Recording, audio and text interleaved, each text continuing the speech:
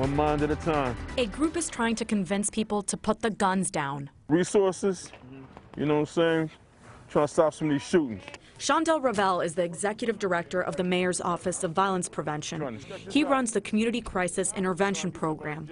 We went out on a recent night with Revell and his team, unofficially called the Violence Interrupters. They canvass the city's neighborhoods where shootings have occurred. The interrupters connect people to services and programs, even jobs. You know somebody who needs something, you know what I'm saying? Shout at us, for real. We were alongside as they responded to several shootings. Any kids or anything out? No. Nothing we need to deal with? All right. Revell went behind the police tape and spoke with some residents. If you need something, you let me know. His goal is to diffuse tensions and again offer community programs. But a crucial role for the interrupters is helping bridge the trust between community and police. Yes. Yeah, come on now.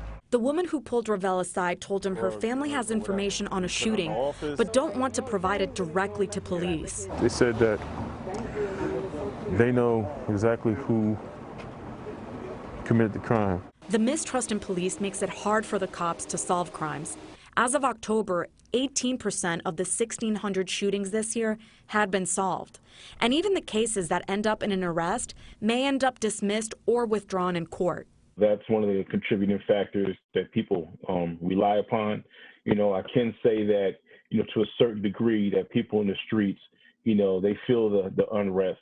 Since District Attorney Larry Krasner took office in 2018, the percentage of gun crime cases that have been either dismissed or withdrawn have gone from 30% in 2018 to 46% in 2020.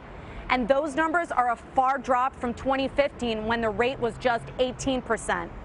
The DA tells us shooting cases are tough to prove in court. With shooting cases, often even the victim doesn't want to talk about it because sometimes there are things they don't want to talk about. He went on to say that some witnesses don't trust the system. The reluctant witnesses existed before. I mean, it's not the sort of thing where it's just a new phenomenon in the last 2 years. So what do you think is the difference between, you know, your predecessors and now you with the conviction rates? I mean, you say that, but I don't know that. I don't know whether the reality is that the investigations that were coming in 2, 3, 4 years ago were a little more complete. Krasner says his office is reviewing case outcomes to determine why conviction rates have dropped under his watch. Conviction rates for all firearm offenses went from 61% in 2018 to 47% in 2019. So far this year, that rate is at 48%. I've looked at several cases where we called all the right witnesses, we put all the right witnesses on, we presented the case to the judge, and unfortunately the evidence was insufficient. He says the judges were right in dismissing those cases. So are the police not doing a good enough job, or? I don't want to say that until we finished our study. Regardless of the outcome of the study, Krasner's already calling for improved forensic tools for Philly PD. I'm going to follow up. Back with the violence interrupters, we find our way to the 200 block of Simpson Street. 7-year-old Zamar Jones was shot and killed here in August. 3 men were arrested in connection with the homicide. That's one block Revell considers a win. So how do you measure success here? Like, why do you think this block was successful? Do you hear any gunshots? Hasn't been violence here in 6 weeks and some change. If that's not success, I don't know what is. For the investigators, I'm Claudia Vargas, NBC10 News. Count on it.